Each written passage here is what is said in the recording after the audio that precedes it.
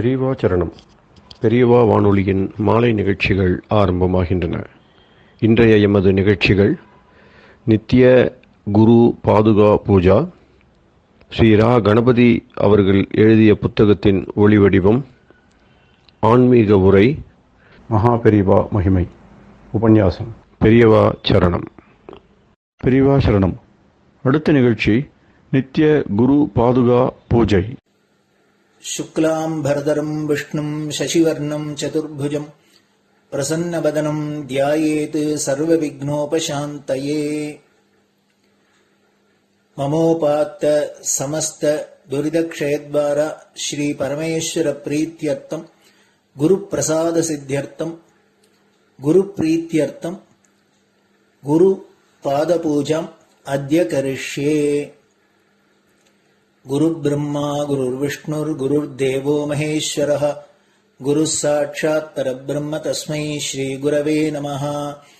अपार करुणासिन्धुं ज्ञानदं शान्तरूपिणं श्रीचन्द्रशेखरगुरुं प्रणमामि मुदान्वहम्। सदाशिवसमारम्भां शङ्कराचार्यमध्यमाम् अस्मदाचार्यपर्यन्तां वन्दे गुरुपरम्पराम्. எல்லோரும் குருவை பெரிவாளை தியானம் பண்ணிண்டு அர்ச்சனை பண்ணுவோம். அஷ்டோத்திரம். பெரியவா அஷ்டோத்திரம் பல அஷ்டோத்திரங்கள் இருக்கு. அதுல எளிமையா சுலபமா எது இருக்கோ அதை நான் இப்ப சொல்றேன். எல்லோரும் இதை கேட்டுண்டே திருப்பி சொல்ல முடிஞ்சுவா சொல்லி சொல்லி பெரிவாளுக்கு பாதத்துல ஒவ்வொரு புஷ்பத்தை அர்ச்சனை பண்ணலாம். ओम श्री कांची कामकोटि पीठाधीश्वराय नमः. श्रीमत् चंद्रशेखरेन्द्र सरस्वती गुरुभ्यो नमः. संन्यासाश्रम शिखराय नमः. काषाय दंडधारिणे नमः. सर्वपीठापहारिणे नमः. स्वामिनाथ गुरवे नमः. करुणासागराय नमः. जगदाकर्षण शक्तिमते नमः. सर्वचराचर हृदयस्थाय नमः. ओम भक्त परिपालक श्रेष्ठाय नमः. धर्म परिपालकाय नमः. श्री जयेन्द्र सरस्वत्याचार्याय नमः. श्री विजयेन्द्र सरस्वती पूजिताय नमः. शिवशक्ति स्वरूपाय नमः. भक्ताभीष्ट प्रदायकाय नमः. ब्रह्मण्य पोषकाय नमः. ब्रह्म विष्णु शिवैक्य स्वरूपाय नमः. कांची क्षेत्रवासाय नमः. कैलाश शिखरवासाय नमः. स्वधर्म परिपोषकाय नमः. चातुर्वर्ण संरक्षकाय नमः. लोकरक्षण संकल्पाय नमः. ओम ब्रह्मनिष्ठापराय नमः. सर्वपापहराय नमः. धर्मरक्षक संतुष्टाय नमः. भक्तार्पितधन स्वीकर्त्रे नमः. सर्वोपनिषत् सारज्ञाय नमः. सर्वशास्त्रगम्याय नमः. सर्वलोक पितामहाय नमः. भक्ताभीष्ट प्रदायकाय नमः. ब्रह्मण्य पोषकाय नमः. नानाविध पुष्पार्चितपताय नमः. रुद्राक्ष क्रीडधारिणे नमः. भस्मोद्दोलित विग्रहाय नमः. सर्वज्ञाय नमः. सर्वचराचर व्यापकाय नमः. अनेक शिष्य परिपालकाय नमः. मनश्चाञ्चल्य निवर्तकाय नमः. अभयहस्ताय नमः.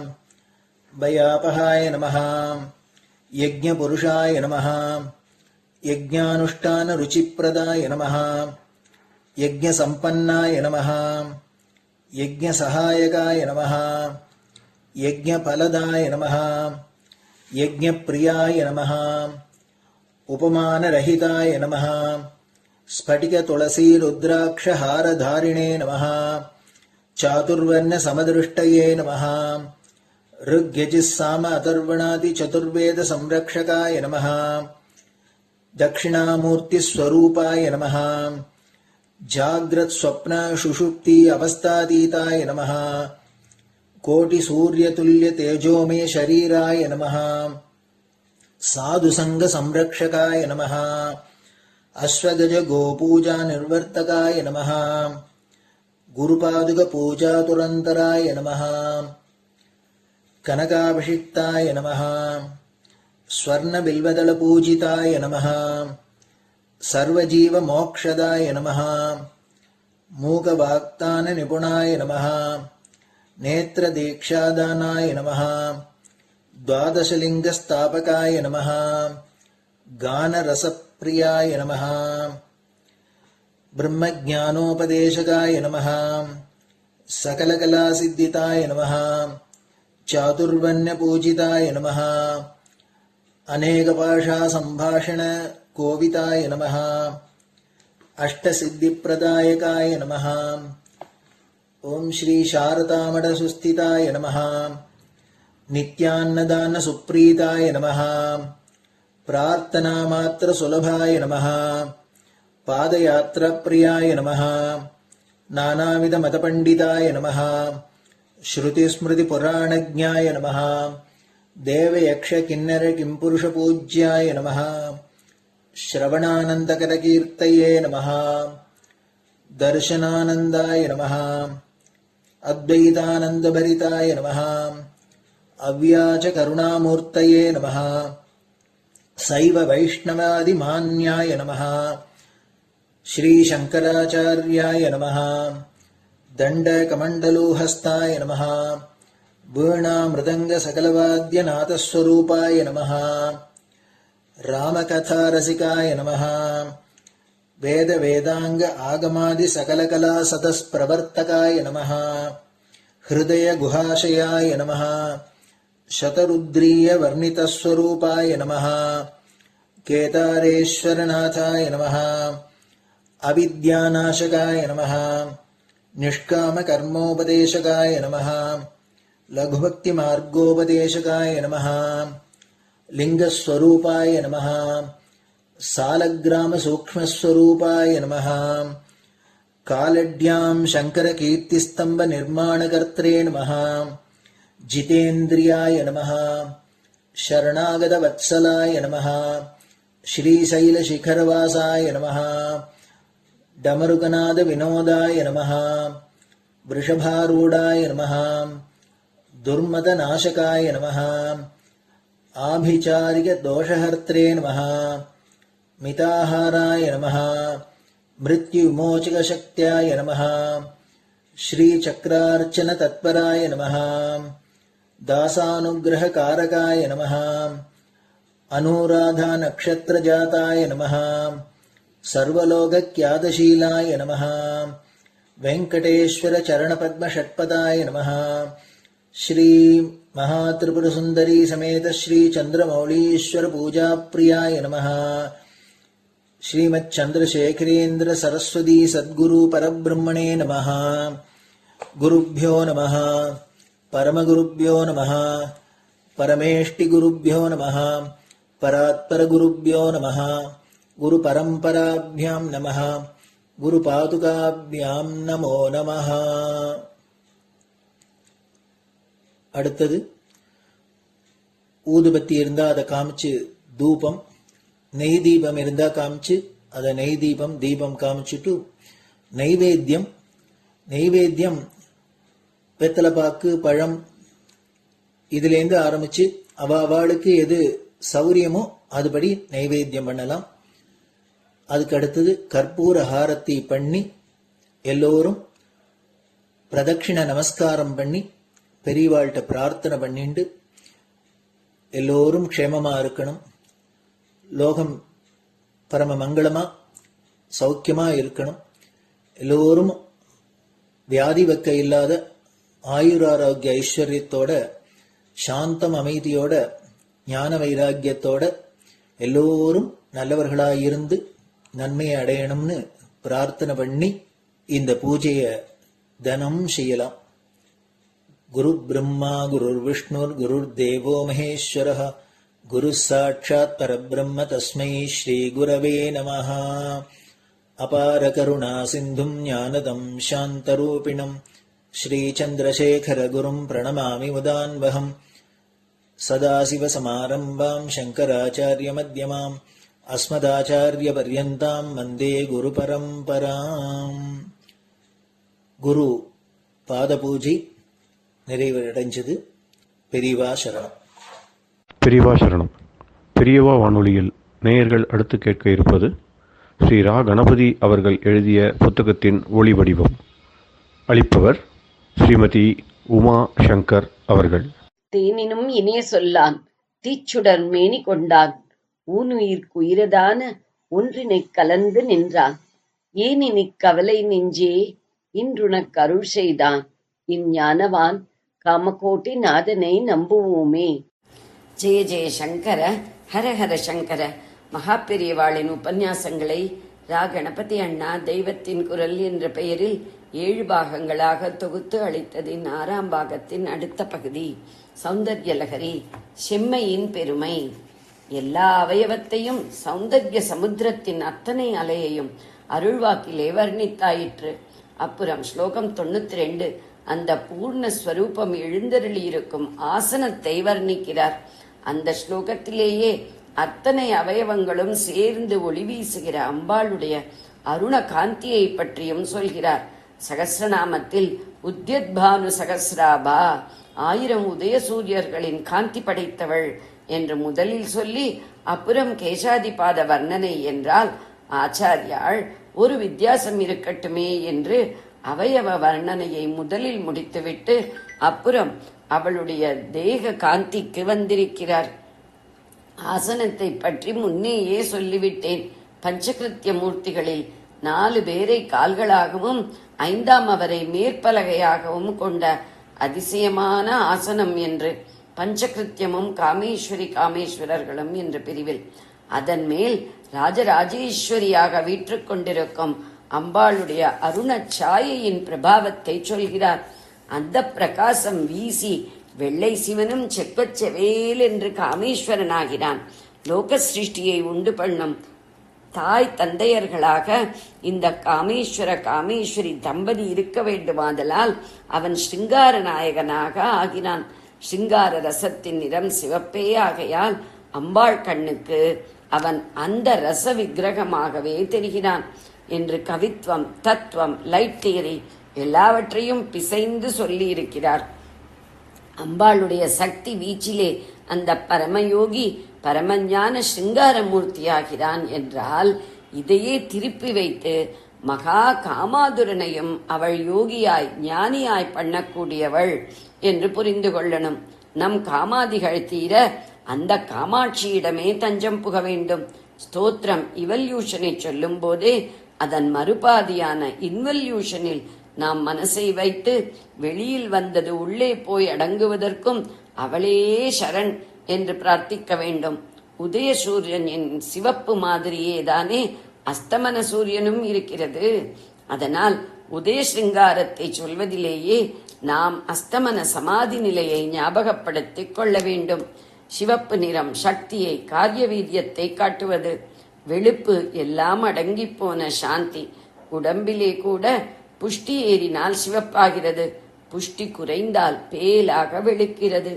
காரசாரமாக ஆர்கியூ பண்ணி நாம் ஒருத்தரை ஜெயித்தால் செம்மையாக கொடுத்தேன், வெளு வெளுன்னு வெளுத்து கட்டினேன் என்று 2 விதமாக சொல்கிறோம். செம்மையாக கொடுத்ததாக சொல்லும் போது நாம் எப்படி சக்தியோடு தாக்கினோம் என்பதை தெரிவிக்கிறோம். வெளுத்து கட்டியதை சொல்லும் போதோ எதிராளியை எப்படி சக்தி இழந்து அடங்க பண்ணினோம் என்பதை தெரிவிக்கிறோம். அம்பாளோ வெள்ளை சிவனையே சிவப்பாக ஆக்கி காரிய பிரபஞ்சத்தை அவனோடு சேர்ந்து நடத்துகிறாள். சிங்கார சிவப்பு இருக்கட்டும், கருணையின் சிவப்பே நமக்கு வேண்டியது.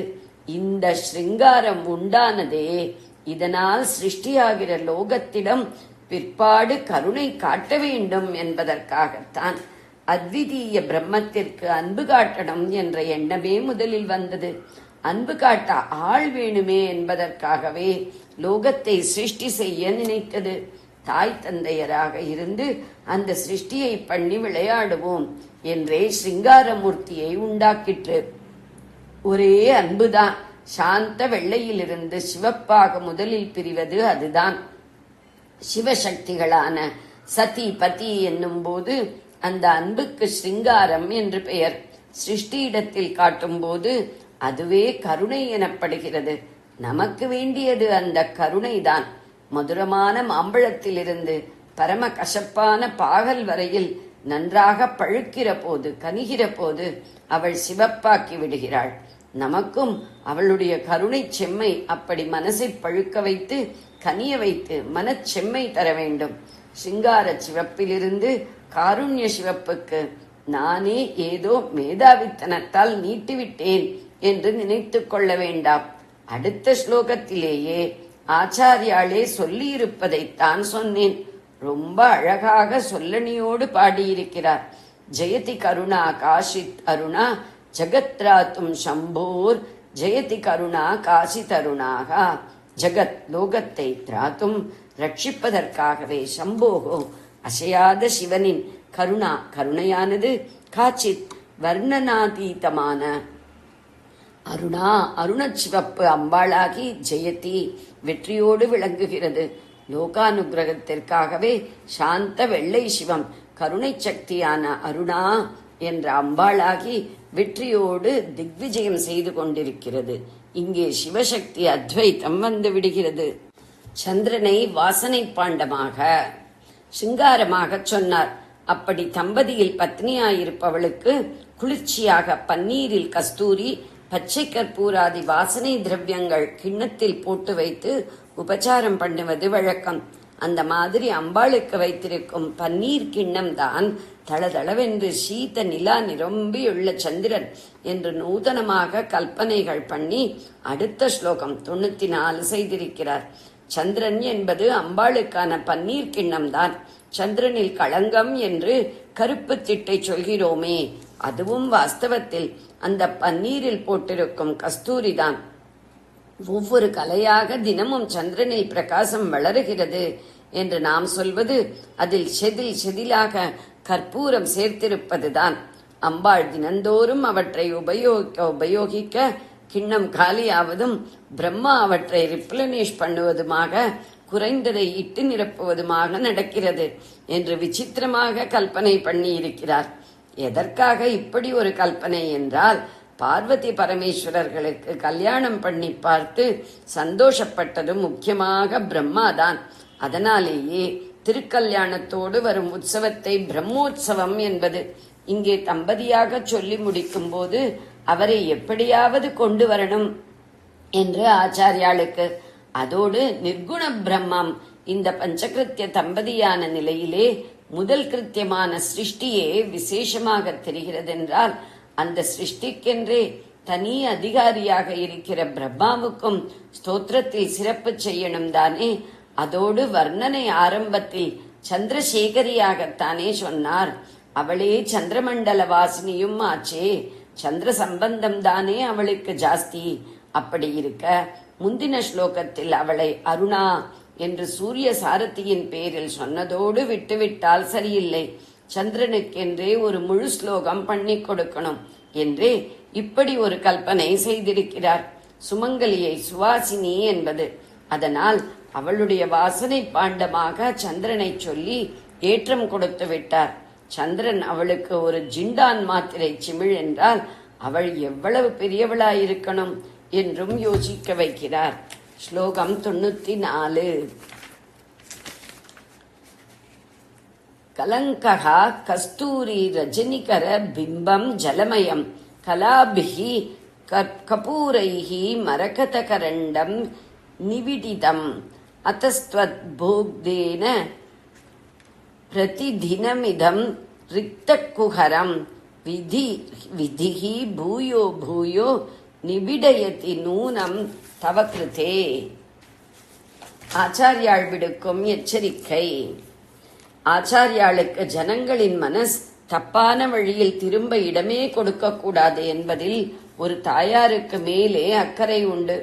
அதனால் சிங்காரத்தை சொல்லிவிட்டோமே, அதை ஜனங்கள் விகல்பமாக எடுத்துக்கொண்டு தப்பில் போய்விடப் போகிறார்களே என்று விசாரம் உண்டானாற் போலிருக்கிறது. இன்னொரு விசாரம், ஸ்ரீசக்கர உபாசனை ரொம்ப ஜாகிரதையா பண்ணணும்னு சாஸ்திரஜாங்கிறவா பயமுறுத்தினாலும் அதிலே பிராணஸ்தானத்திலே பஞ்சபிரம்மாசனையா இருக்கிற அம்பாளே பதியோட ஸ்ருங்காரமா நம்ம எல்லோர்கிட்டையும் கருணையா இருக்கிறதா தானே இவர் ஆச்சாரியால் பாடியிருக்கார். அதனாலே பயந்துண்டு இப்படி நியமம்னு ஜாகிரதை பண்ணிட்டு தான் யந்திராராதனை ஸ்ரீசக்கர உபாசனை செய்யணும்னு இல்லாம ஈஸியா அம்மா அப்பாவுக்கு நம்ம மனசுப்படி முடிஞ்சதை தெரிஞ்சதை பண்ணலாமே என்று ஜனங்கள் ஆரம்பித்து விடப் போகிறார்களே என்றும் ஆச்சாரியால் கவலைப்பட்டிருப்பார் போலிருக்கிறது. நியமம் என்று விசேஷமாக இல்லாமல் அம்மா அப்பா என்று பிரேமையின் பேரிலும் உபாசிக்கலாம் தான். ஆனால் அப்போது யந்திரம் கூடாது, மந்திரங்களையும் ஆவாகனாதிகளுக்கு இழுக்க கூடாது.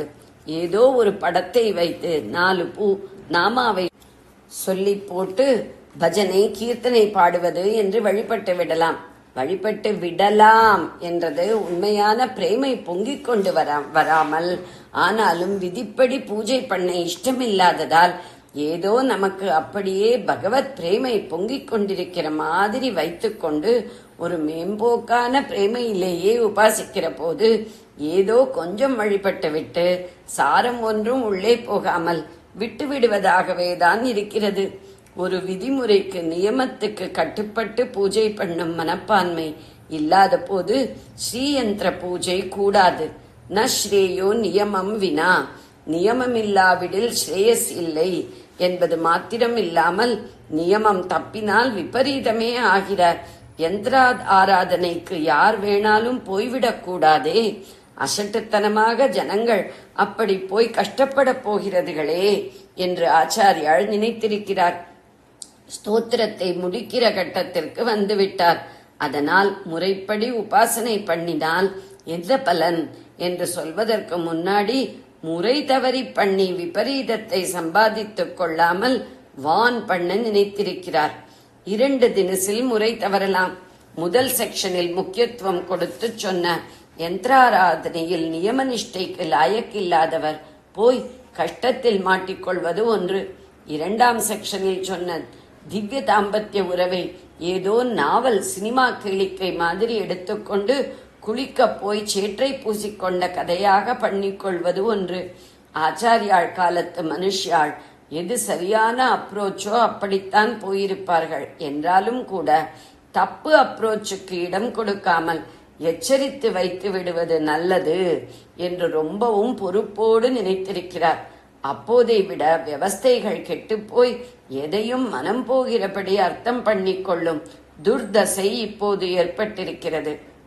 ஆனால் இப்பவும் கூட இந்த மாதிரி ஒரு ஸ்தோத்திர பாராயணம் என்று போகிறவர்களில் பெரும்பாலோர் இந்த விஷயம் ஒன்றிலாவது சுத்தமான கண்ணோடுதான் பார்த்து கொண்டு போகிறார்கள்.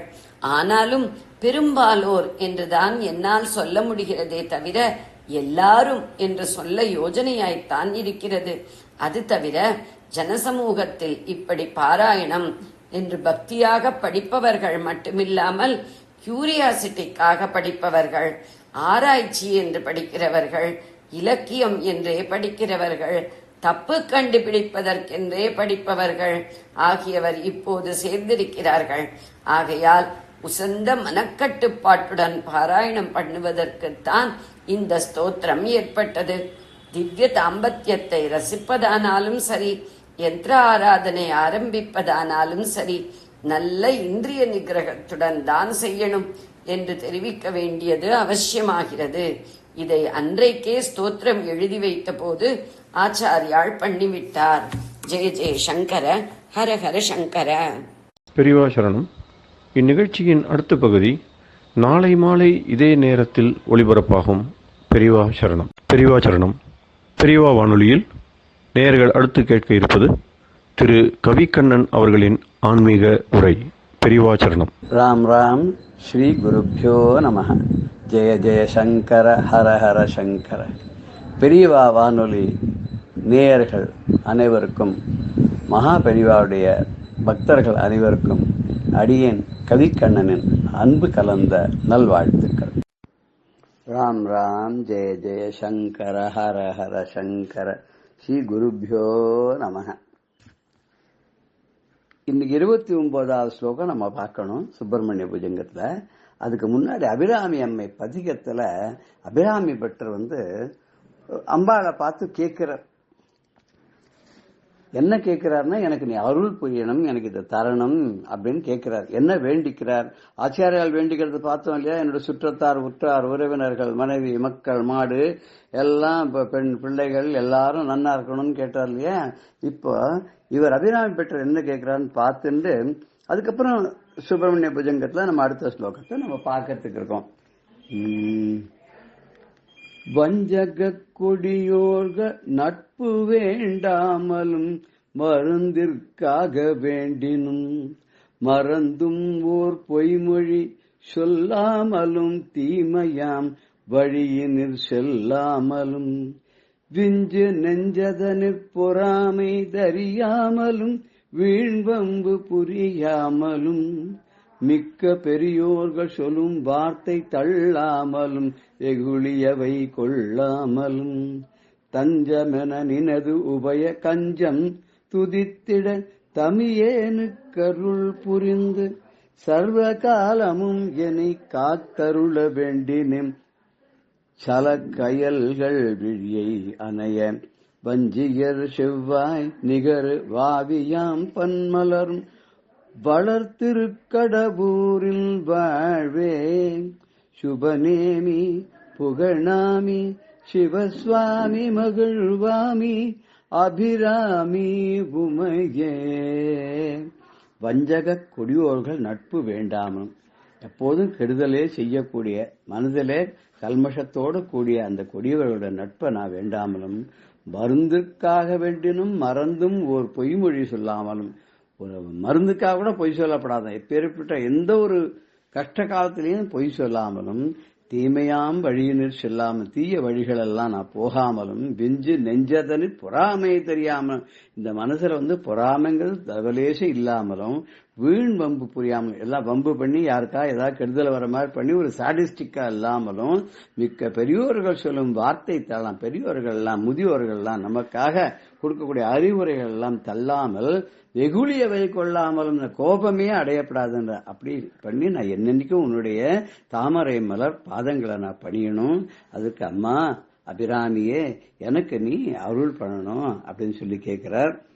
இந்த சுப்பிரமணிய ஸ்லோகம் சுப்பிரமணிய புஜங்கத்துல 29வது ஸ்லோகத்துல வேலோட மகிமையை பத்தி ஆச்சாரியால் சொல்றார். மிருகாஹ பக்ஷிணோ தம்சகாயே ச துஷ்டாஹ ததா வியாதயோ பாதகா ஏ மதங்கே பவத்சக்தி தீக்ஷ்ணாக்ரபின்னா சுதூரே வினஷ்யந்து தே சூர்ணித கிரௌஞ்ச சைல.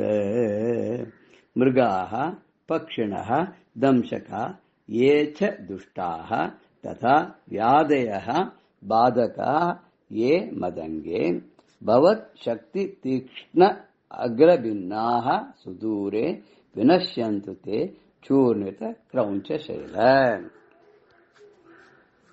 ஏ முருகா, உங்ககிட்ட இருக்கிற பயத்தினால மலை போல தன்னுடைய சொரூபத்தை எடுத்துக்கொண்டு எங்கேயோ ஒளிஞ்சுட்டு இருந்தானே கிராணாசுரன்கிறவன், அவனை நீ கொன்றா இல்லையா ஷண்முகா? நீ என்னுடைய சரீரத்துல எந்த மிருகங்களோ பட்சிகளோ கொசுக்களோ அப்படி எந்த கொடூரமான வியாதிகளோ என்னை இம்சிக்காம தாக்காமல் அவைகளெல்லாம் நீ என்ன பண்ணணும், கையில இருக்கக்கூடிய கூர்வியல் இருக்கே, எப்படி இந்த கிரௌச்ச மலையிலேருந்து எல்லா மலைகளையும் தூள் தூளா ஆக்கித்தோ அதே மாதிரி இவைகளையெல்லாம் தூள் தூளா ஆக்கி வெகு தூரத்துக்கு அப்பால கண்காணாத தூரத்துல கொண்டு போய் அதெல்லாம் நாசமடைய செய்யணும் அப்படிங்கிறார்.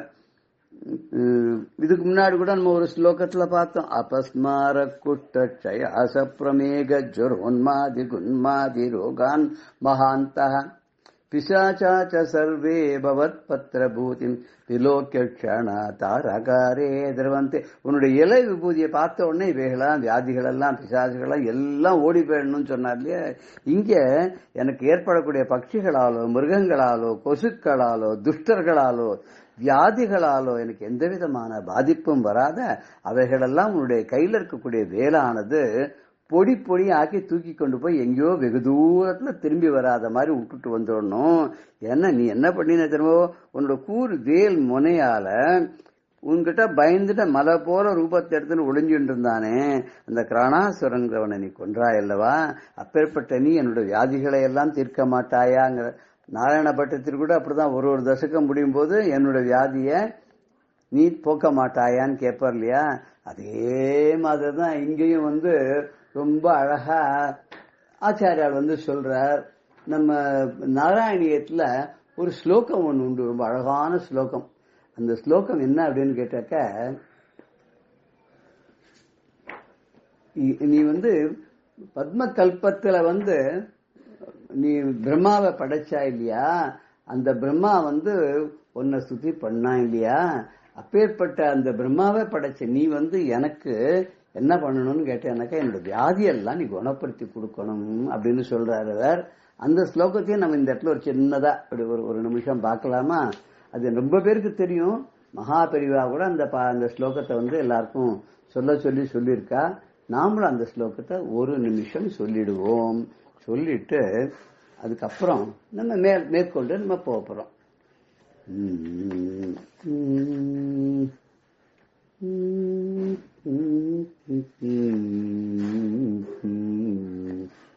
அது அந்த ஸ்லோகம் 8வது தசகத்துல வரும். 8வது தசகத்துல எத்தனாவது ஸ்லோகம் தெரியுமா? அது 13வது ஸ்லோகம். அந்த 13வது ஸ்லோகம் அஸ்மின் பராத்மன் ஆரம்பிக்கும். அஸ்மின் பராத்மன் அனுபாத்ம கல்பே துவமித்த முத்தாபித பத்மயோனிஹி அனந்த பூமா மம ரோகராசின் நிருந்தி பாதாலய வாச விஷ்ணு அப்படின்னு சொல்லி பரமாத்ம ஸ்வரூபியே எங்கும் வியாபித்திருக்கக்கூடிய குருவாயூரப்பா, இந்த பத்ம கல்பம் அப்படிங்கிற கல்பத்துல பிரம்மதேவனை சிருஷ்டித்தையே அளவற்ற மகிமையோட எம்பிரானே குருவாயூரப்பா, என்னுடைய வியாதிகள் கூட்டத்தெல்லாம் நீ அப்படியே அழிச்சுடணும் அப்படின்னு சொல்றார். அதே பாணியில் தான் இங்கேயும் ஆச்சாரியால் இந்த ஸ்லோகத்துல முருகப்பெருமான அப்பேற்பட்ட ராட்சசர்கள் எல்லாம் தூள் தூளாக்கி உன்னோட கை வேலால என்னை தாக்கக்கூடிய மிருகங்கள் பட்சிகள் கொசுக்கள் துஷ்டர்கள் வியாதிகள் எல்லாத்திலிருந்து என்னை காப்பாத்துன்னு சொல்றார். நாமளும் இந்த ஸ்லோகத்தை சொல்லி முருகப்பெருமானுடைய கருணைக்கும் அருளுக்கும் பாத்திரமாவோமாக. ஜெய ஜெய சங்கர ஹர ஹர சங்கர. ஸ்ரீ குருபியோ நமஹ. ராம் ராம். பெரியவா சரணம். இந்நிகழ்ச்சியின் அடுத்த பகுதி நாளை மாலை இதே நேரத்தில் ஒளிபரப்பாகும். பெரியவா சரணம். பெரியவா சரணம். அடுத்த நிகழ்ச்சி மகா பெரியவா மகிமை உபன்யாசம். வழங்குபவர் பிரம்மஸ்ரீ கணேச சர்மா அவர்கள். அபார கருணா சிந்தும் ஞானதும் சாந்தரூபிணம் ஸ்ரீ சந்திரசேகரகுரும் பிரணமாமி முதான்வகம். காஞ்சி மகாபிரிவா 1967-68 வருஷத்தெல்லாம் தன்னோட பாரிஷான ஸ்ரீ ஜெயேந்திர சரஸ்வதி சுவாமிகளோட யாத்திரை பண்ணிட்டு வரத்தே ஆந்திர பிரதேசத்தில் கோதாவரி ஜில்லாவில் பல இடங்கள்லாம் யாத்திரை பண்ணுறதை பார்த்துட்டு வரும். அப்படி வரத்தே 1968 வருஷம் ஆரம்பத்தில் ஏலூரும் அப்படிங்கிற இடத்துல இருந்தா. இந்த ஏலூரில் சிவராத்திரி எல்லாம் அங்கே இருந்தா, ஏலூரில் இருந்தா. அந்த ஏலூரில் இருக்கிறதே 1968 வருஷம் பிப்ரவரி மாதத்தில் கும்பகோணத்தில் மகாமகம் வந்தது. இந்த மகாமகம் அப்படிங்கிறது முன்னமே சொல்லியிருக்கோம். குரு சிம்மராசியில் பிரவேசிக்கிறதே மகா நட்சத்திரத்தில். இது 12 வருஷத்துக்கு ஒரு தான் நடக்கக்கூடியது ஜோதிஷ ரீதியாக. அது ரொம்ப புண்ணிய காலமாக இருக்கிறதுனால இந்த மகாமகத்தில் கும்பகோணத்தில் ஒரு பெரிய விழா நடக்கிறது. வடதேசங்களில் எப்படி கும்பமேளா நடக்கிறதோ அது மாதிரி இங்கே தென் திசையில் நடக்கிற ஒரே கும்பமேளா இந்த மகாமகம், கும்பகோண மகாமகம். இந்த கும்பகோண மகாமகத்தை இதுக்கு முன்னால் எல்லா மகாமகத்துக்கும் அநேகமாக பெரியவா ஸ்நானம் பண்ணியிருக்கா. நேரையே போய் அங்கே மகாமக குளம்னு இருக்குது, அதில் ஸ்நானம் பண்ணியிருக்கா. இந்த 68 வருஷம் மகாமகத்தும் போது என்ன பண்ணால் பெரியவா ஆந்திர பிரதேசத்தில் ஏலூரில் இருந்தா. அதனால் இவ்வளவு தூரம் வந்து ஸ்நானம் பண்ணுறதுக்கு முடியல. காரணம் பின்னால அதே ஆந்திர பிரதேசத்துல பத்ராஜலத்துல கும்பாபிஷேகம் வரப்போகுது. இந்த பத்ராஜலம் கும்பாபிஷேகத்துக்கு வரதா பெரியவா வாக்கு கொடுத்திருந்தா. அதனால இப்ப திருப்பி தமிழ்நாட்டுக்கு வந்துட்டு அங்க போக முடியாதுங்கிறதுனால அங்கேயே யாத்திரையில இருந்தா. இது 68ஆம் வருஷம் மகாமகத்துக்கு பெரியவா என்ன பண்ணுச்சுன்னா, கும்பகோணம் மடத்துல ஒரு அதிருத்ர யாகம் பண்ணணும் அப்படின்னு ஆசைப்பட்டு சங்கல்பம் பண்ணி அது அதிருத்ரத்தை பண்ண சொன்னா. இந்த அதிருத்ரம் அப்படிங்கிறதுலாம் முன்னமே பார்த்திருக்கோம். ரொம்ப விமர்சையா பண்ண வேண்டியது 11 நாள் பண்ண வேண்டிய காரியம். இந்த 11 நாள் பண்ண வேண்டிய காரியத்துல பெரியவா சொன்னா அதிருத்ரத்தை ரொம்ப விமர்சையா நன்னா பண்ணணும். அதே போல அன்னதானம் ரொம்ப விஸ்தாரமா சிறப்பா அன்னதானம் பண்ணணும்.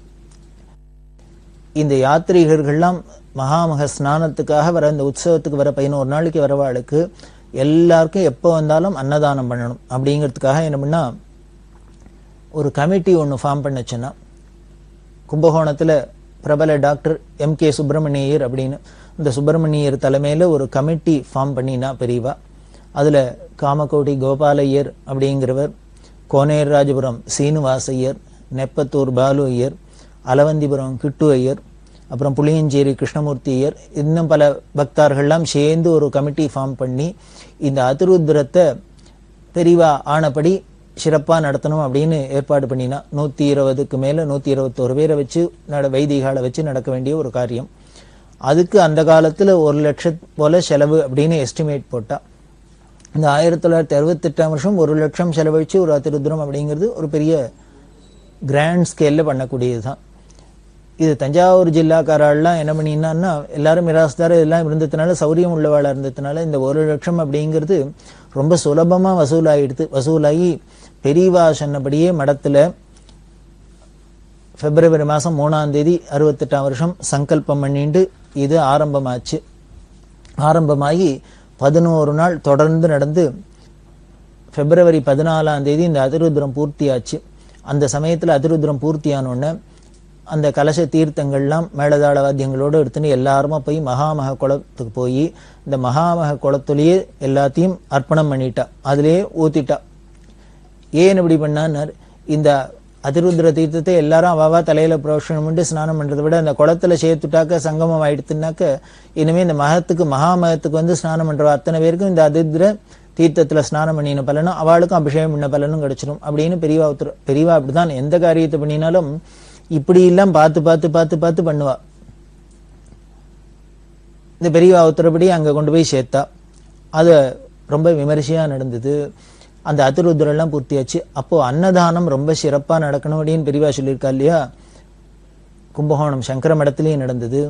சாரங்கவாணி சுவாமி கோவில் அப்படின்னு ஆறாமுதன் அப்படின்னு அந்த கோவில்ல, ராமசுவாமி கோவில் அப்படின்னு ராமர் கோவில், இந்த ராமசுவாமி கோவில்ல, சாரங்கபாணி கோவில்ல, கும்பகோணம் மடத்துல இந்த இடத்தெல்லாம் பிரபலமா பிரபாதமா பந்தல்லாம் போட்டு ரொம்ப விமர்சையா அன்னதானம்லாம் நடந்தது. அந்த வருஷத்துல மகாமகத்துக்கு வந்தவா கிட்டத்தட்ட 10 லட்சம் பேர் வந்து ஸ்நானம் பண்ணி தரிசனம் பண்ணியிருக்கா. இந்த 10 லட்சம் பேர் வந்துற ஒரு கூட்டம் அப்படின்னா கும்பகோணம் ஊர் பார்த்தவாளுக்கு தெரியும். அந்த ஊர்ல ஒரு 10 லட்சம் பேர் ஒரே சமயத்துல இருந்தா எவ்வளவு எப்படி இருக்கும். அப்படி கோலாகலமா நடந்தது. அந்த சமயத்துலதான் பெரியவா அதிருத்ரம் பண்ணி அன்னதானம் பண்ண சொன்னா. அந்த அதிருத்ரம் பெரியவா ஸ்நானம்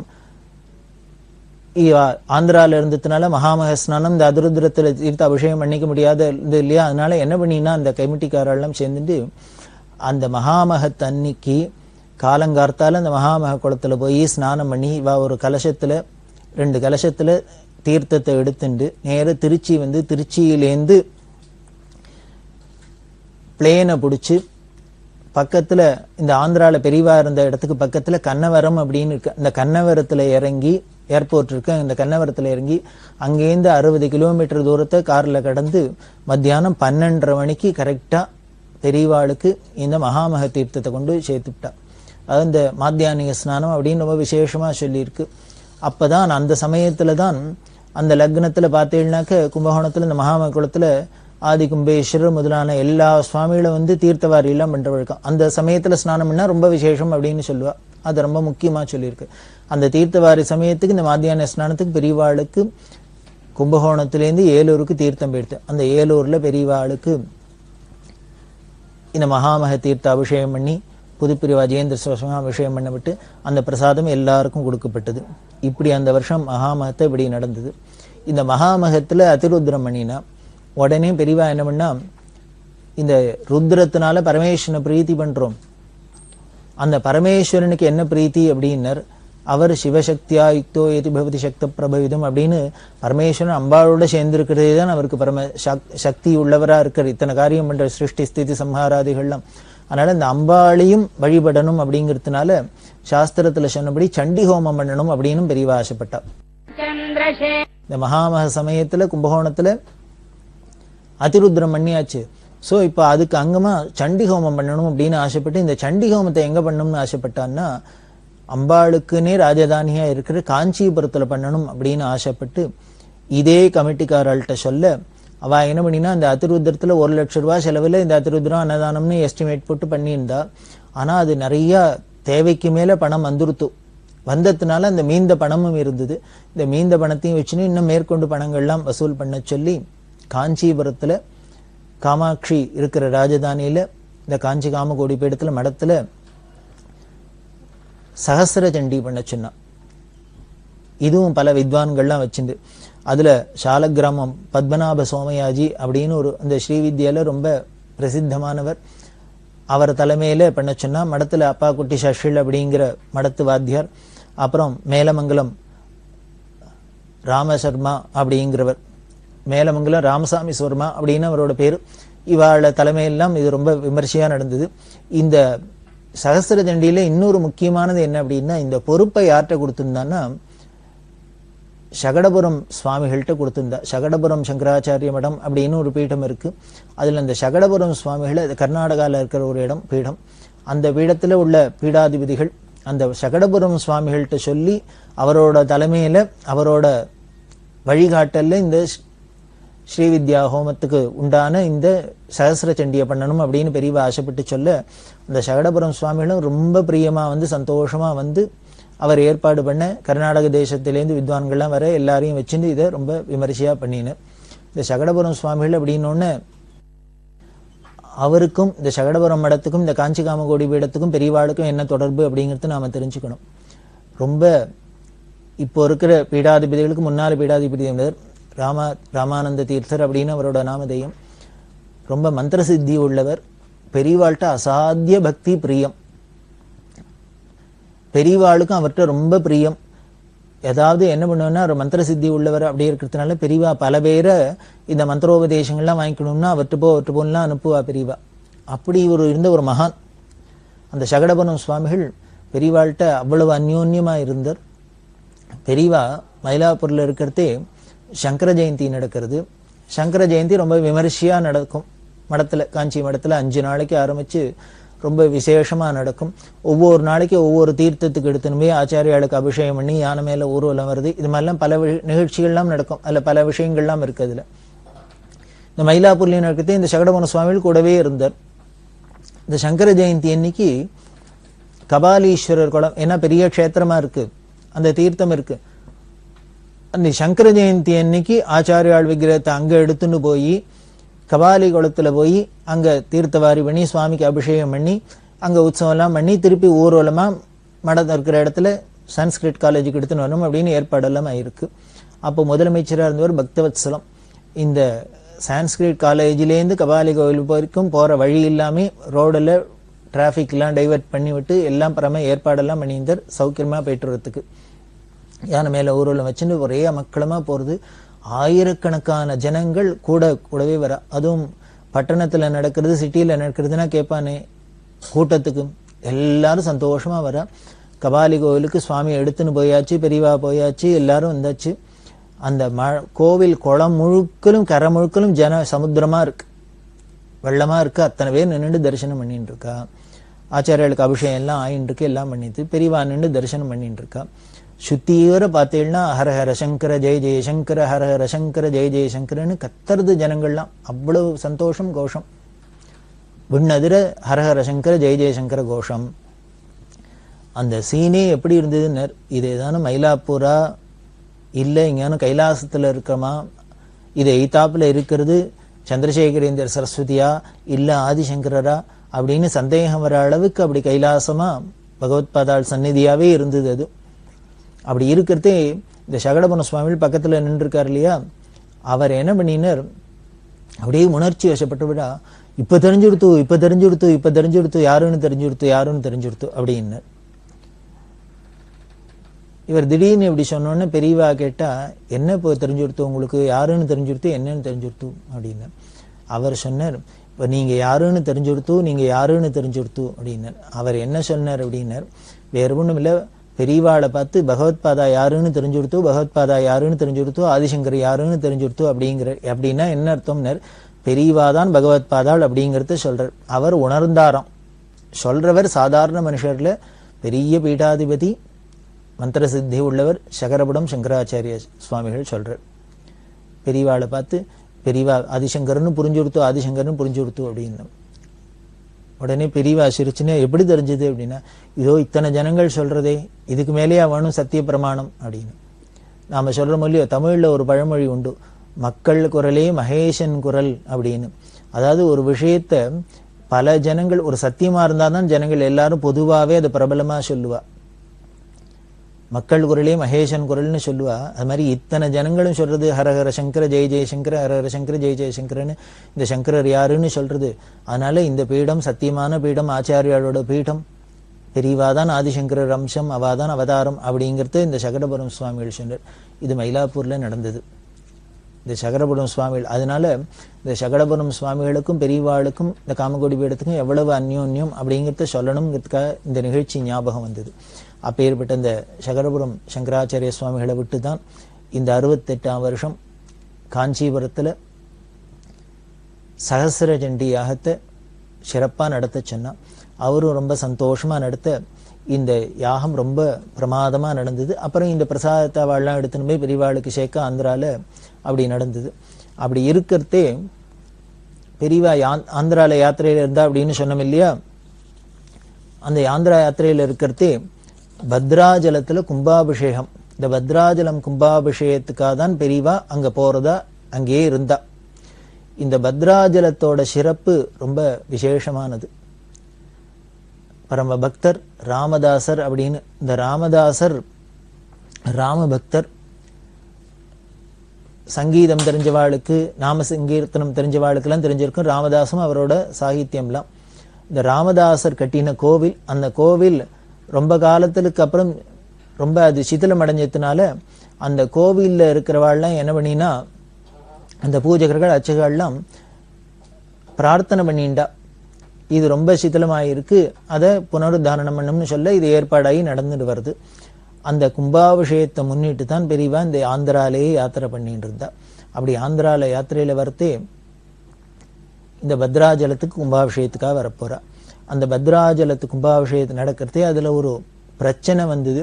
அந்த பிரச்சனை என்ன, அதுக்கு எப்படி தீர்வு யாரு மூலியமா கிடைச்சது, அதுக்கப்புறம் இந்த கும்பாபிஷேகம் எல்லாம் எப்படி விமர்சையா நடந்தது, அந்த பத்ராஜலத்தோட சிறப்பு என்ன, ராமதாசரோட சிறப்பு என்னங்கிறதையும் நம்ம அவசியம் தெரிஞ்சுக்கணும் இல்லையா.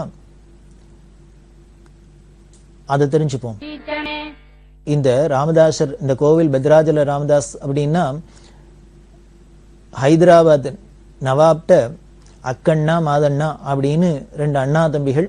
இவா 2 பேரும் மந்திரிகளா இருந்தா, ரொம்ப நிர்வாகத்துல ரொம்ப கெட்டிக்காரா. இந்த அக்கண்ணா மாதண்ணாவோட மருமான் கோபண்ணா அப்படிங்கிற ஒருத்தர். இந்த கோபண்ணாக்கு குடும்பம் இருக்கு, கமலாம்பா அப்படின்னு அவரோட சம்சாரத்தோட பேரு. அவளுக்கு குழந்தைகள்லாம் இருக்கு, குடும்பம் இருக்கு. அப்ப என்ன பண்ணினா, இந்த நவாப்ட அக்கண்ணா மாதண்ணா மந்திரிகளா இருந்ததுனால இந்த கோபண்ணாக்கு ஒரு ஜீவனத்துக்காக வேணும்னு என்ன பண்ணா, பத்ராஜலம் தாலுக்காக்கு இவரை ஒரு தாசில்தாரா உத்தியோகம் கொடுத்தா அவருக்கும் கைங்கரியம் பண்ணுவார், அவரோட ஜீவனத்துக்கு சௌரியமா இருக்குன்னு ராஜாட்ட சொல்ல, நவாப் உடனே சரின்னு இந்த கோபண்ணாவை இந்த பத்ராஜலம் தாலுகாக்கு அவரை தாசில்தாரா நியமனம் பண்ணிவிட்டார். இந்த கோபண்ணாவோ பரம ராமபக்தர். இவர் பத்ராஜலத்துல ராமர தரிசனம் பண்ணார். ராமர தரிசனத்தை அந்த ராமர் மேல அப்படி ஒரு ஈடுபாடு. இப்ப இவர் தாசில்தாரா உத்தியோகமும் கிடைச்சது. அந்த வரி பணம் எல்லாம் வசூல் பண்ணுவார் இல்லையா, வசூல் பண்ணவன அதை கொண்டு ராஜாட்ட நவாப்ட கொடுக்கணுமே. இப்படி என்ன பண்ணி இந்த கோபண்ணான்னா, இந்த வரி பணத்தை வசூல் பண்ண உடனே ராமருக்கு கோவில் கட்டுறது, ராமருக்கு ஸ்ரீராமனை உற்சவம் பண்றது, இனிமே ராமருக்கு நகைகள்லாம் பண்ணி போறது, அதை பண்றது இதை பண்றது, இப்படியே செலவழிச்சிருந்தார். இப்படி வரி பணம் வசூல் பண்ணினத்தை ராஜாட்ட கொண்டு கட்டாத அந்த ராஜாவோட வரி பணத்தை எடுத்து இவர் ராமருக்கு இத்தனை கைங்கரியம் பண்ணியிருந்தார். இது ரொம்ப விமர்சையா பண்ணியிருந்தார். ஹைதராபாத்ல இருந்து ராஜா பத்தர் 1 வருஷம் ஆச்சு, 2 வருஷம் ஆச்சு, 5 வருஷம் ஆச்சு. இந்த பத்ராஜலம் டிஸ்ட்ரிக்ட்ல இருந்து மட்டும் ₹1 இங்க வருமானம் வரல, வரி பணம் ஒன்னான்னு வரல. என்ன ஏதுன்னு உடனே ஆளெல்லாம் விட்டு விசாரிக்க சொன்னா. விசாரிச்சா அங்க இருந்த தாசில்தாரா இருக்கிற கோபண்ணா எல்லாத்தையும் வரி பணத்தெல்லாம் வசூல் பண்ணி ராமருக்கு கோவிலுக்கு செலவழிச்சுருக்கார் அப்படின்னு தெரிஞ்சுது. தெரிஞ்சா நவாபுக்கு ரொம்ப கோபம் வந்துருத்து. இது ஒரு தப்பு தானே. உடனே என்ன பண்ணார், கோபண்ணாவை அழிச்சுன்னு வந்து ராஜா தண்டனை கொடுத்தார். 12 வருஷம் கடுங்காவல் தண்டனை சிறையில போட்டு அனுப்பிச்சுட்டார். கோல்கொண்டால பார்த்தீங்கன்னா இன்னமும் இந்த ராமதாசர் இருந்த சிறை அறை அப்படியே வச்சுன்னு இருக்கா. இவர் 12 வருஷம் இந்த கோபண்ணா சிறையில வாடினர். அந்த சிறையில வாடுறதே பல சாகித்யங்கள் எழுதியிருக்க. அதாவது மகான்களுக்கெல்லாம் என்ன பண்ணும்னார், கஷ்டம் வந்தா கூட அதுல இப்ப கூட என்ன புலம்புறது கூட ஐயோப்பான்னு புலம்ப மாட்டா. அப்ப கூட ராமகிருஷ்ணா ஈஸ்வரா பரமேஸ்வரான்னு அப்படிதான் புலம்புறதா இருக்கு. இதுதான் மகான்களுக்கு நமக்கு உள்ள வித்தியாசம். அப்படி இந்த ராமதாசர் உருகி பாடினதெல்லாம் தான் நமக்கு இன்னைக்கு சாகித்யமா பஜனை சம்பிரதாயங்கள்ல நாம பார்த்துட்டு இருக்கோம். அப்படி இருந்த இந்த கோபண்ணா அவர்தான் பத்ராஜல ராமதாஸ் அப்படிங்கிறோம். அதுல ராமற்ற வருத்தவர், நான் என்ன எனக்காக எடுத்து செலவழிச்சுனேன், உனக்கு தானே பண்ணினேன், அப்படி பண்ணினது கூடவா தண்டனை அப்படின்னு இப்படி எல்லாம் புலம்புறதே ராமர் ஒன்னும் செவிசாய்க்கல. உடனே தாயாரான சீதையை பார்த்து சொல்ற, நனுப்ரோவ மணி செப்பவே சீதம்ம தள்ளி நனுப்ரோவ மணி செப்பவே, என்னை காப்பாத்துன்னு நீ நானும் சொல்லப்படாதா உன் புருஷன்ட்ட அப்படின்னு தாபப்பட்டு சொல்ல, தாயாருக்கு தாங்குமா குழந்தைகள் கஷ்டப்பட்டா. உடனே ராமர்ட்ட ரெக்கமெண்ட் பண்ணலாம், பாவம் குழந்தை இவ்வளவு கஷ்டப்படுறான், நமக்காக தான் செலவழிச்சான், அவன் ஒன்றும் பண்ணிக்கல, இப்போவானும் போய் காப்பாற்றப்படாதா அப்படின்னு சொல்ல, சுவாமீஸ்வரர் அவன் பண்ணினது தப்பு, இப்ப கோவிலுக்கு தான் பண்ணினா, நமக்கு தான் பண்ணினா, சத்காரியத்துக்கு தான் பண்ணினான்னா கூட ஒரு ராஜாவோட பணத்தை வரி பணத்தை வசூல் பண்ணி அதுல பண்றதே ராஜாட்ட சொல்லாத பண்ணினது அவர் பண்ணின தப்பு. அதனால அந்த பாவம் போகணுங்கிறதுக்காக தான் இப்ப 12 வருஷம் அவருக்கு இந்த காராகிரகவாசம் இருந்தது. அதனால அவருக்கு பரிசுத்தமாறதுக்குத்தான் இந்த தண்டனையும் கொடுத்திருக்கு.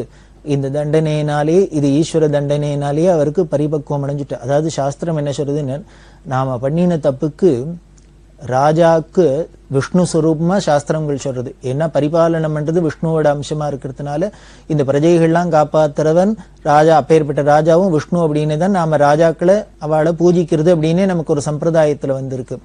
அதனால என்ன சொல்றது சாஸ்திரம்னு, நாம பண்ற தப்புக்கு நமக்கு ராஜா தண்டனை கொடுத்துட்டான்னா அந்த பாவம் இங்கேயோட போச்சு. அப்படி ராஜா தண்டனை கொடுக்கலன்னா பின்னால தர்மராஜாட்ட போய் நரகத்துல போய் நாம அதுக்கு உண்டானதை அனுபவிச்சானோம். ஒன்னா எய்தர் இங்க அனுபவிக்கணும், இல்லையா அங்க போய் அனுபவிக்கணும். அதனாலதான் விஷயம் தெரிஞ்சவாள்லாம் என்ன பண்ணுவான்னார், எந்த தப்பு பண்ணினாலும் உடனே அதை தப்ப வெளியில சொல்லி அதுக்கு உண்டான தண்டனை இங்கேயே அனுபவிச்சுடுவா, இந்த அக்கௌண்ட் இங்கேயே சரியாகட்டும் அப்படிங்கிறத. அந்த நியாயப்படிதான் ராமரும் என்ன பண்ணினார், இந்த ராமதாஸ்க்கு இங்கேயே ராஜ தண்டனை அப்படிங்கிற ரூபத்துல 12 வருஷம் கொடுத்தார். இப்ப சொன்னார் தாயார்ட்ட, இப்ப பரிபக்குவம் அடைஞ்சிட்டான், அவனோட பிராரப்தம் போயிடுத்து, அதனால இப்ப போய் நான் அவனை காப்பாத்துறேன் அப்படின்ட்டு என்ன பண்ணினார், ராம் சிங் லக்ஷ்மண் சிங் அப்படின்னு தம்பி லக்ஷ்மணனை அழிச்சுண்டு நேர ராஜாட்ட நவாப்ட போனார். நவாப்ட போய், நாங்க கோபண்ணாவோட அசிஸ்டண்ட், அவர் சேர்க்க வேண்டிய பணத்தெல்லாம் கொடுத்து அனுப்பிச்சிருக்காரு, அதை எல்லாத்தையும் கொண்டு வந்திருக்கோம் அப்படின்னு சொல்லி 6 லட்சம் மொகரா அப்படின்னு சொல்லுவா. இந்த 6 லட்சம் பவுன் மொகராவையும் கொண்டு போய் இவா 2 பேருமா ராமரும் லக்ஷ்மணருமா இந்த நவாப்ட கொடுத்தா. நவாப்ட கொடுத்து ரசீது வாங்கிண்டா. இதை திருப்பி அவர் எல்லா பணத்தையும் கட்டிட்டார் அப்படிங்கிறதுக்கு ரசீது கொடுங்க. ரசீது கொடுக்க ராஜா என்ன பண்ணினான், தானிஷா உடனே அவரை ரிலீஸ் பண்ணுன்னு விட்டான். அவர் தான் கொடுத்த கடன்லாம் வாங்கின கடனை கொடுத்துட்டாரு, அதனால அவரை ரிலீஸ் பண்ணுன்னா சரின்னு உடனே ரிலீஸ் பண்ணிட்டா. இதை ரிலீஸ் பண்ணினோன்னு உடனே திடீர்னு ராஜாவுக்கு இப்போ ஒரு ஆச்சரியமா மனசுல ஒரு ஸ்புரிச்சது. என்னன்னா, யாரோ ராம் சிங் லக்ஷ்மண் சிங் திடுதிடுன்னு நேர நம்மள்ட்ட வந்து கொடுத்துட்டு போறாரு. இவ யாரு, அதான் ராஜாவெல்லாம் பாக்குறதே இப்படி எல்லாரும் ஸ்ட்ரெயிட்டாவே ஓடி போயிட முடியாது, அதுக்கு உண்டான காவல்லாம் இருக்கு, ஆள்லாம் இருப்பா, அவாதான் வந்து சொல்லுவா இது மாதிரி 2 பேர் வந்திருக்கா நான் அனுப்பட்டுமா இப்படி எல்லாம் கேட்டுதான் சொல்ற வழக்கம். இப்படி இல்லாத நம்ம பாட்டுக்கு உள்ளுக்குள்ள இருக்கிறதே 2 பேர் வந்தாலே, இவ யாரா இருக்கும், இத்தனை காவலையும் மீறி யாரு இப்படி வந்தா அப்படின்னு போய் விசாரிச்சு பார்த்தா, அவள்லாம் ஜரா காவல்காரெல்லாம் எங்களுக்கு தெரியவே தெரியாது, இங்க யாரும் இப்படி உள்ள வரோம்னு சொல்லவே இல்லை, நாங்க பார்க்கவும் இல்லைன்னு இப்படி எல்லாம் விசாரிச்சுன்னு வந்ததே தான் அப்புறம் ராஜாவுக்கு தெரிஞ்சது, இது என்னமோ யாரோ என்னமோ நடந்திருக்கு. ராமதாஸை பத்தி தெரியுமே, கோபண்ணாவை பத்தி, இவர் ராமருக்கு பண்ணியிருந்து பத்ராஜல ராமதாரை பத்தி எல்லாம் தான் தெரியுமே நவாபுக்கும். உடனே என்ன பண்ண சந்தேகப்பட்டு நேர ஜெயிலுக்கு வந்துட்டார். ராஜா குதிரை மேல ஏறி வந்து பார்த்தா ராமதாஸ் வெளியில ரிலீஸ் ஆகியிருக்கார். அவர்கிட்ட கேட்டார். அவர் சொன்ன, நான் அப்படிலாம் ஒத்தனையும் அனுப்பலையேன்னு. இப்ப 4, 3, 7ன்னு கணக்கு புரிஞ்சு கொடுத்தோம். ராமதாசருக்கு கோபண்ணாக்கும் தெரிஞ்சது, நவாபுக்கும் தெரிஞ்சது, அந்த ராமரே தான் தன்னோட தம்பியான லக்ஷ்மணரோட வந்து ராமதாஸ் பட்ட கொடுத்த கடனை அடைச்சிட்டு போயிருக்கார் அப்படின்னு. இப்படி தெரிஞ்சோடனே நவாப் என்ன பண்ணார், ராமதாஸ் காலில் விழுந்து நமஸ்காரம் பண்ணார். ராஜா சக்கரவர்த்தி, இவர் தான் இவரை ஜெயிலில் போட்டிருக்க, தண்டனை கொடுத்துருக்க, ஆனா இவர் இப்ப என்ன பண்ணாரு, அவருக்கு நமஸ்காரம் பண்ண. என்ன, நீ உனக்காக சுவாமியே நேரம் வந்து இத்தனையும் கொடுத்துட்டு கடனை அடைச்சிட்டு போறாருன்னா நீ நிஜமாவே மகானாதான் இருக்கணும் அப்படின்னு சொல்ல, இப்பதான் இந்த ராமதாசரோட பெருமை, அந்த மகத்துவம் உலகுக்கு தெரிய ஆரம்பிச்சுது. இப்படி ராஜா ராமதாஸுக்கு நமஸ்காரம் பண்ணாரு இல்லையோ, ராமதாஸ் என்ன தெரியுமா பண்ணார், ராஜாவை பார்த்து சந்தோஷப்பட்டு சொன்னார், நீ தான் பாக்கியசாலி, நீ எனக்கு நமஸ்காரம் பண்ணக்கூடாது, நான் தான் உனக்கு பண்ணணும். ஏன்னா நான் இத்தனை ராமருக்கு கைங்கரியம் பண்ணி, அவருக்கு உற்சவம் பண்ணி, கோயில் கட்டி எல்லாம் பண்ணியிருக்கேன், இவ்வளவு ஜெயில இருந்து சிரமப்பட்டிருக்கேன், ஆனா எனக்கு தரிசனம் கிடைக்கல, உனக்கு தரிசனம் கிடைச்சு கொடுத்தேன். ராமரும் லக்ஷ்மணரும் தரிசனம் ராமர் ராஜாக்குன்னா கிடைச்ச, நவாபுக்குன்னா கிடைச்சது. அதனால ராம தரிசனம் நேர பண்ணினும் நீ தான் பாக்கியசாலி அப்படின்னு சொல்லி, இன்னுமே நீ இந்த ராமநவமி இந்த நான் பண்ணிட்டு வந்த இந்த உற்சவம் எல்லாம் ராமருக்கு பண்ணி நீ தான் பண்ணணும்னு சொல்ல, அதுக்கப்புறம் அந்த அரசாங்கமே பண்ணிட்டு வந்தது. அதை தொடர்ந்து இன்னைக்கும் அந்த அரசாங்கத்துல ஸ்ரீராமநவமி உற்சவத்துல அரசாங்கத்துல போய் கலந்துக்கிறார். அப்படிதான் இந்த ராமதாசரோட சரித்திரம். அப்பேற்பட்ட மகான் கட்டின கோவில் தான் இந்த பத்ராச்சலத்துல இருக்கு. அந்த பத்ராச்சல ராமருக்கு அந்த கோவில் சிதிலமடைய அதை திருப்பி புனருத்தாரணம் பண்ணி கும்பாபிஷேகம் பண்ணணும் அப்படிங்கிற சந்தர்ப்பத்துல தான் அந்த கணபதி ஸ்தபதி அப்படின்னு சொன்னமே, அந்த கணபதி ஸ்தபதியோட பொறுப்புல இந்த வேலை வந்தது. அப்படி வேலை வரத்தே அதுல பெரிய பிரச்சனைகள்லாம் வர, அந்த பிரச்சனையெல்லாம் எப்படி சால்வ் ஆகி கும்பாபிஷேகம் ஆச்சு, அதுக்கப்புறம் என்ன நடக்கிறது அப்படிங்கிறது நமக்கு ரசமான நிகழ்ச்சிகள்லாம் தொடர்ந்து இருக்கு. அதை நாம தொடர்ந்து பார்க்க போறோம். பெரியவா சரணம். இந்நிகழ்ச்சியின் அடுத்த பகுதி நாளை மாலை இதே நேரத்தில் ஒளிபரப்பாகும். பெரியவா சரணம். பெரியவா சரணம். அடுத்த நிகழ்ச்சி திருவாசக இன்னிசை. வழங்குபவர் ஸ்ரீ சத்குருநாத தேசிகர் அவர்கள். பெரியவா சரணம். திருச்சிற்றம்பலம். திருத்தோள் நோக்கம். பூத்து ஆறும் பொய்கை புனல் இதுவே எனக் கருதி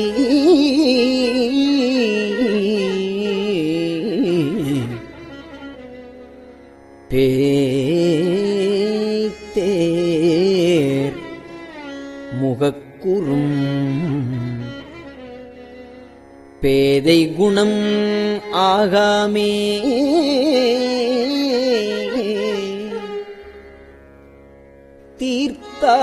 தீர்த்தாய் திகழ் தில்லை அம்பலத்தே திருநடம் செய் கூத்தா உன் சேவடி கூடும் வண்ணம் தோள் நோக்கம்.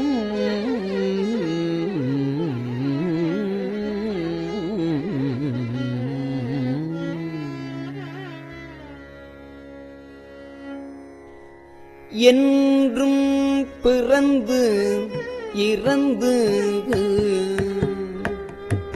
என்றும் பிறந்து இறந்து ஆழாமை ஆண்டு கொண்டான் கன்றால் விளவறிந்தான் பிரமன். என்றும் பிறந்து இறந்து ஆழாமை ஆண்டு கொண்டான் கன்றால் விளவு எறிந்தான் பிரமன் காண்பறிய கன்றால் விளவறிந்தான் பிரமன் காண்பறிய குன்றாத சீர்தில்லை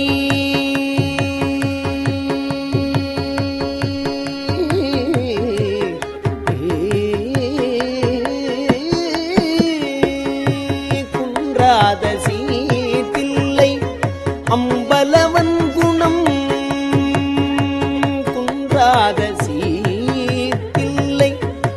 அம்பலவன் குணம் பரவி குன்றாத சீர்தில்லை.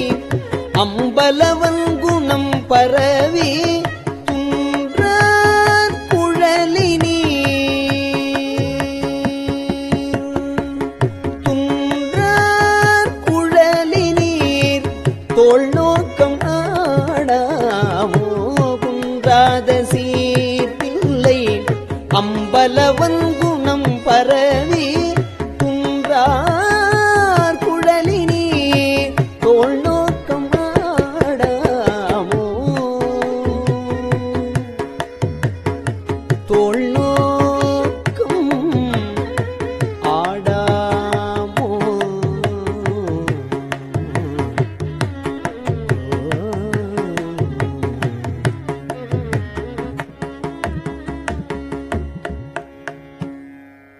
பொருள் பற்றிச் செய்கின்ற பூசனைகள் போல் விளங்க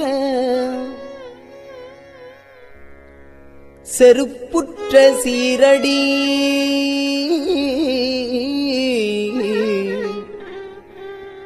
வாய் கலசம் ஊன் அமுதம் விருப்புற்று வேடனார் சேடறிய மெய் குளிர்ந்து அங்கு வேடனார் சேடறிய மெய் குளிர்ந்து அங்கு அருள் பெற்று நின்றவா தோள் நோக்கம் ஆடாமோ.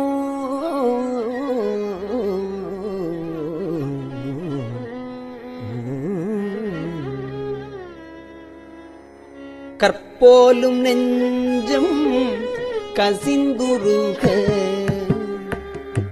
கற்போலும் நெஞ்சம் கசிந்துருக கருணையினால் நிற்பானை போல என் நெஞ்சினுள்ளே புகுந்தருளி. கற்போலும் நெஞ்சம் கசிந்துருக கருணையினால் நிற்பானை போல என் நெஞ்சினுள்ளே புகுந்தருளி. நற்பார்படுத்தன்னை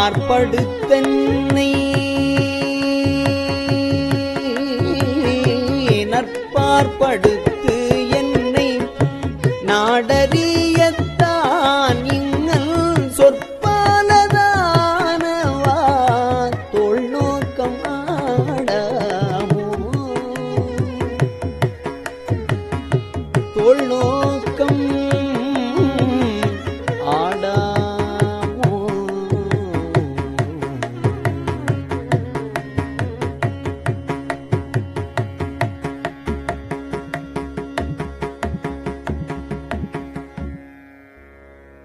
நிலம்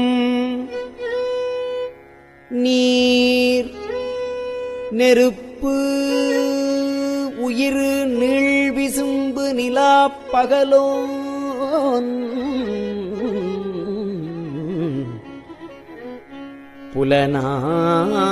புலனாயமைந்தனோடு எண்வகையாய் புணர்ந்து நின்றான். உலகு 7 எனத் திசை 10 எனத்தான் ஒருவனுமே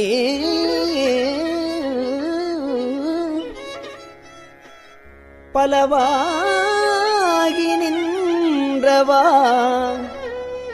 தோள் நோக்கம் ஆடாமோ.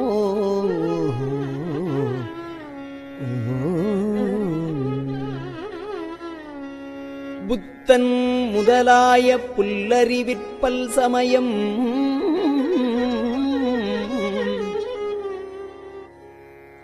தத்தம் மதங்களில் தட்டுழுப்பு பட்டு நிற்க சித்தம் சிவமாக்கி செய்தனவே தவமாக்கும் அத்தன் கருணையினால் தோள் நோக்கம் ஆடாமோ.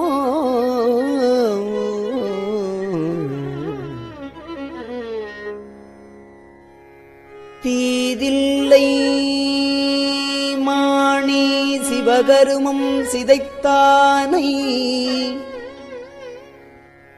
சாதியும் வேதியன் தாதை தனை தாழிரண்டும் சேதிப்ப தீதில்லை மாணி சிவகருமம் சிதைத்தானை சாதியும் வேதியன் தாதைதனை தாழிரண்டும் சேதிப்ப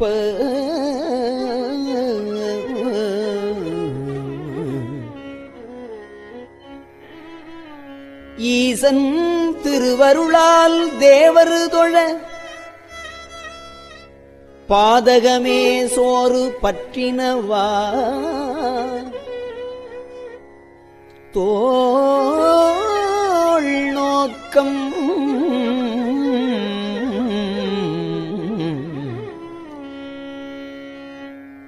தோள் நோக்கம்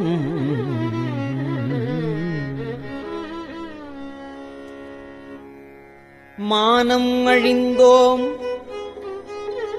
மதிமறந்தோம் மங்கை நல்லீர் வானம் தொழும் தென்னன் வார்கழலே நினைந்து அடியோம் நினைந்து அடியோம் ஆனந்த கூத்தன் அருள் பெறில் நாம் அவ்வனமே ஆனந்தமாகி நின்று ஆடாமோ தொல்நோக்கம்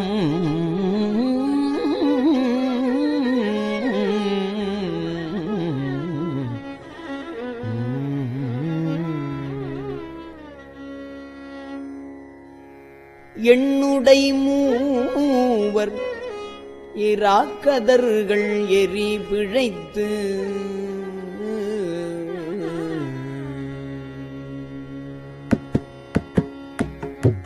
எண்ணுடை மூவர் இராக்கதர்கள் எரி பிழைத்து கண்ணுதல் எந்தை கடைத்தலை முன் நின்றதற்பின் எண்ணுடை மூவர் இராக்கதர்கள் எரி பிழைத்து கண்ணுதல் எந்தை கடைத்தலை முன் நின்றதற்பின் கண்ணுதல் எந்தை கடைத்தலை முன் நின்றதற்பின் எண்ணிலே இந்திரர்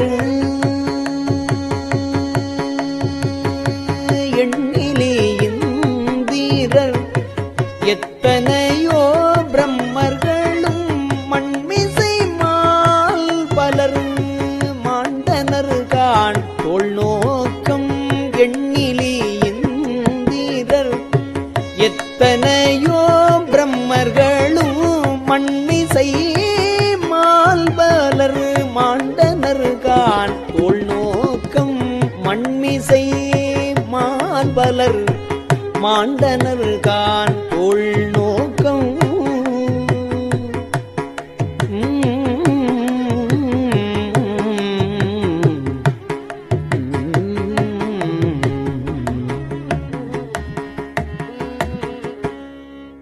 பங்கயம்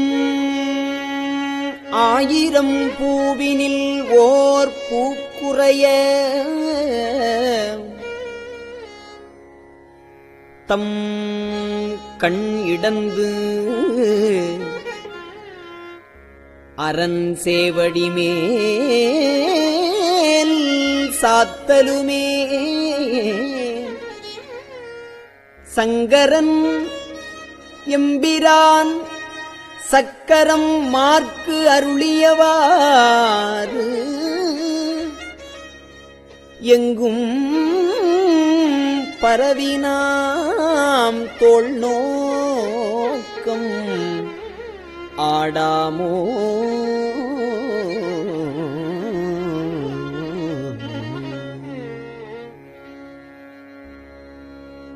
காமன் உடல் உயிர் காலன் பல்காய் கதிரோன் காமன் உடல் உயிர் காலன் பல் காய்கதிரோன் நாமகள் நாசி சிரம் பிரமன் கரம் எரியை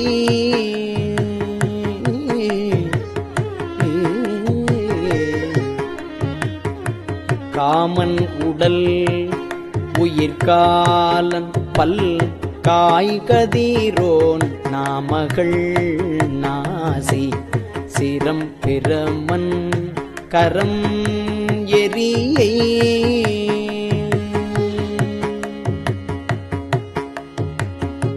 சோமன் கலை தலை தக்கனையும் எத்தனையும் தூய்மைகள் செய்தவா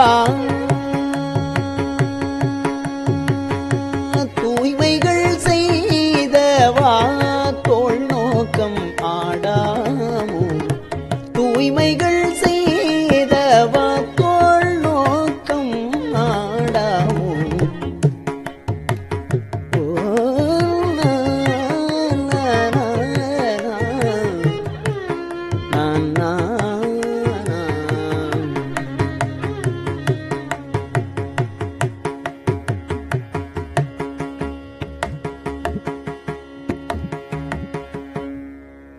பிரமன் அரி என்று இருவரும்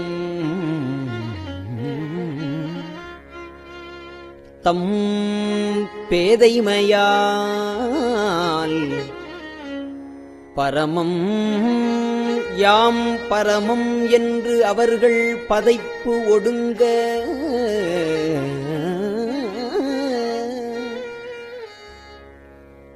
அரணார் அழல் உருவாய் அங்கே அளவு இறந்து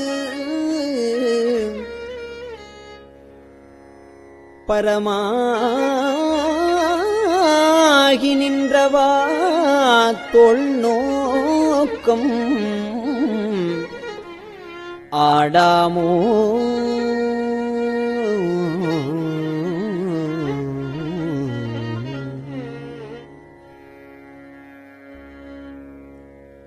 ஏழை தொழும்பனேன்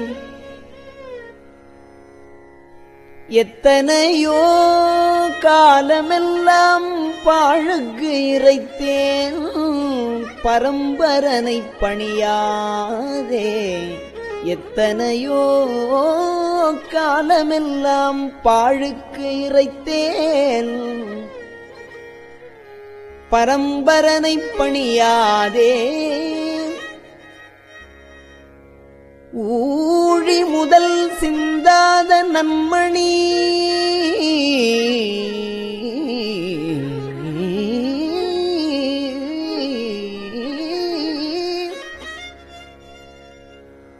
ஊழி முதற் சிந்தாத நன்மணி வந்து என் பிறவித்தாழை பறித்தவா தோள் நோக்கம் ஆடாமோ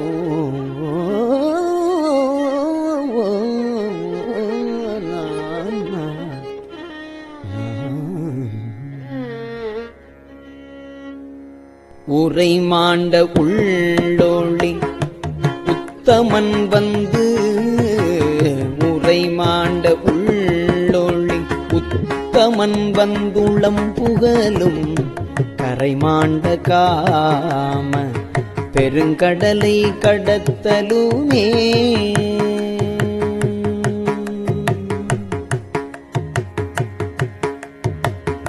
இறை மாண்ட இந்திரிய பறவை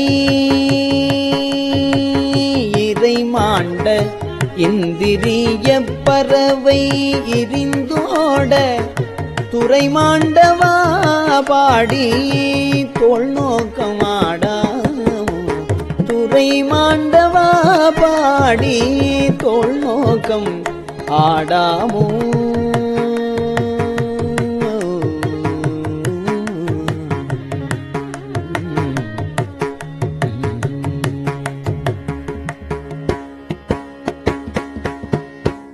திருச்சிற்றம்பலம்.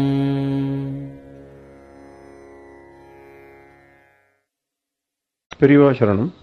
இந்நிகழ்ச்சியின் அடுத்த பகுதி நாளை மாலை இதே நேரத்தில் ஒளிபரப்பாகும். பெரியவா சரணம். பெரியவா சரணம். பெரியவா வானொலியின் இன்றைய நிகழ்ச்சிகளின் நிறைவாக திருப்பொன்னூசல் வழங்குபவர் சத்குருநாத தேசிகர் அவர்கள். பெரியவா சரணம். திருச்சிற்றம்பலம். திரு பொன்னூசல். தெங்குலவு சோலை திரு உத்தர கோசமங்கை. தெங்குலவு சோலை திரு உத்தர கோசமங்கை. தங்குலவு சோதி தனியுருவம் வந்தருளி எங்கள் பிறப்பறுத்திட்டு எம் தரமும் ஆட்கொள்வான். பங்குலவு கோதையும் தானும் பணி கொண்ட கொங்குலவு கொன்றை சடையாங்குணம் பரவி பொங்குலவு பூன்முலையே பொன்னூசலாடாமோ.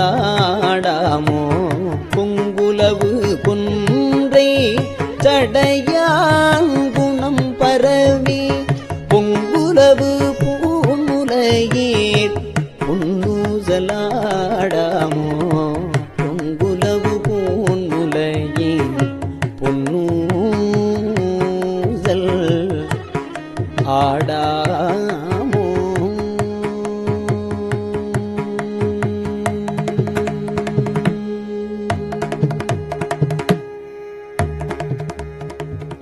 திருச்சிற்றம்பலம்.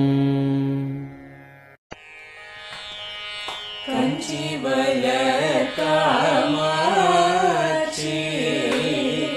தன் குழந்தாய் சங்கரே. கஞ்சிவல காமாட்சி தன் குழந்தாய் சங்கரே. குரு சந்திரசேகரே உறங்கிடுவீர்களே.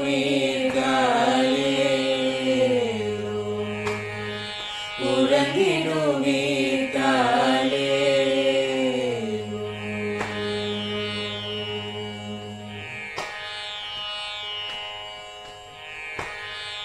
ஆதிகுரு சங்கரராய்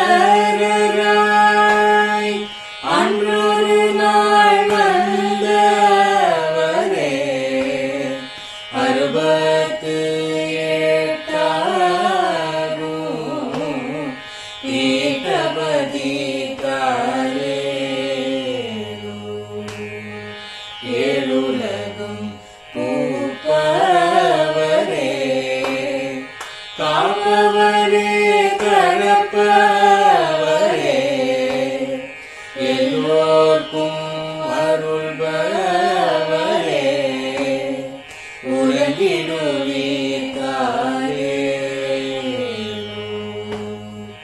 அயலுடனே மாலவனோ தேடிய பொற்பதத்தவரே. அருமறைகள் சாற்றும் முயல் மலர்பதமே காலே. முக்தி நிலை எய்திடவே சக்தி தரும் சத்குருவே. முக்தி நிலை எய்திடவே சக்தி தரும் சத்குருவே. நித்தமெங்கள் நாவீசையில் நித்திரை கொள்தாயே. நித்தமெங்கள் நாவீசையில் நித்திரை கொள்தாயே.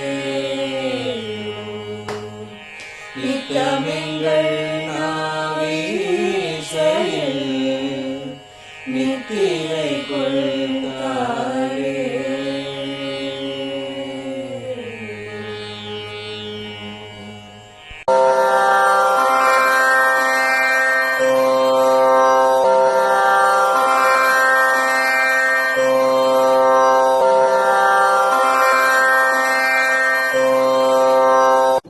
பெரியவா சரணம். பெரியவா வானொலியின் மாலை நிகழ்ச்சிகள் இத்துடன் நிறைவடைகின்றன. எமது அடுத்த ஒளிபரப்பு நாளை காலை இந்திய நேரப்படி 6 மணிக்கு துவங்கும். பெரியவா சரணம்.